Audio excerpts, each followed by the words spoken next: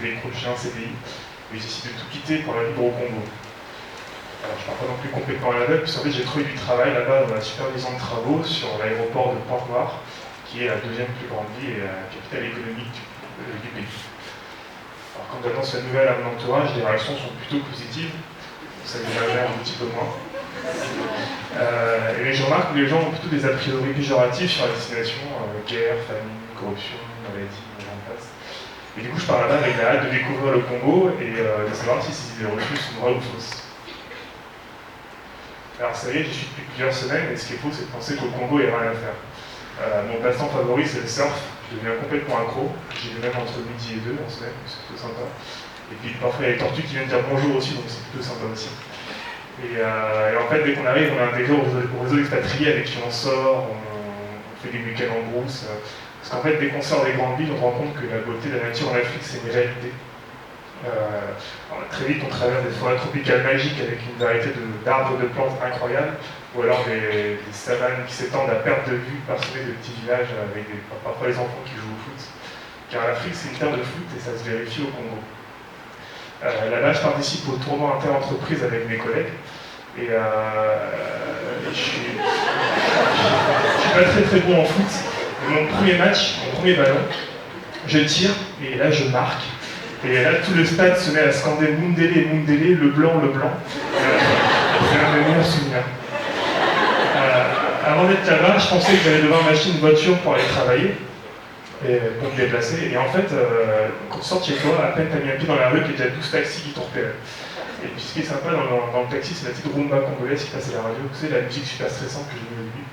J'arrivais souvent très concentré au travail le matin. À l'image de leur musique, la joie de vivre des Congolais n'est pas une légende. Ils aiment beaucoup rire, ils aiment beaucoup l'humour, ils ont un sens de l'ironie surdéveloppé. Et si en France, t'es comme moi, t'es pas très à l'aise sur la piste de danse, bah ça ira pas mieux au Congo. Tous à un niveau Shakira B+. Avant, je pensais que la monotonie de la vie de bureau, c'était quelque chose d'universel. Ça, c'était avant de connaître le regard du vendeur ambulant qui rentre dans ton bureau et qui veut que tu lui achètes des DVD. C'était aussi avant de comprendre que les cris de joie dans le bureau d'à côté se produisaient quand un but était marqué sur FIFA. Alors quand je dis ça, quand je raconte ça, on pourrait croire que certains Congolais ne sont pas de grands travailleurs. C'est sans compter le fait que la plupart d'entre eux ont une double vie d'auto-entrepreneur.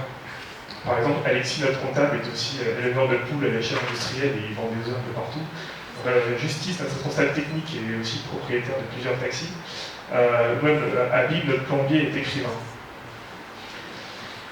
Ça fait quelques mois que je côtoie les Congolais et je sens l'existence d'une barrière dans nos relations. Alors je suis étranger, j'ai pas le même niveau de vie, et parfois les expatriés sont perçus comme des opportunistes uniquement attirés par les bonnes conditions et les postes bien rémunérés. Du coup, comment nouer de vrais liens avec ces Congolais que j'apprécie? Muzaba Kuzonza Jinga Yenge. Je sais parler votre langue. En fait, grâce à l'ennemi local, j'apprends le Munukutuba, qui est le dialecte du sud du pays. Et en fait, ça va être un tournant décisif dans mon expatriation, parce que ça va me permettre de faire tomber la fameuse barrière dont je parlais précédemment, et d'établir des relations vraiment géniales avec les Congolais, ça va tout changer. Vivre sur place, ça permet d'apprendre la langue, mais ça permet aussi d'observer l'économie. Et en fait, les richesses en Afrique, c'est pas un mythe. Au Congo, tout le monde est sur le coup. Alors nous, les Français, on est focus sur le pétrole. Les Chinois sont plus sur la construction, les mines, la pêche, le bois. Les Corses, ils tiennent les boîtes de nuit. Puis tout le reste, c'est les kings du business, les Libanais, ils sont trop forts. Beaucoup de richesses et malheureusement pas mal de pauvreté. Le salaire moyen d'un Congolais, c'est environ 150 € par mois. Et les soins et l'école sont généralement payants. Et par exemple, Davy, mon collègue de bureau en face de moi, il boite depuis plusieurs années suite à un accident de voiture et il doit trouver 20 000 € pour aller se faire opérer au Maroc. Heureusement, les Congolais sont solidaires entre eux. Très souvent, je les vois se prêter de l'argent entre amis, dans la famille ou même entre collègues. Et il y en a même qui se regroupent et qui versent de l'argent chaque mois dans un pot commun. Et en fait, la somme récoltée est versée aux cotisants quand on a le plus besoin. C'est très courant.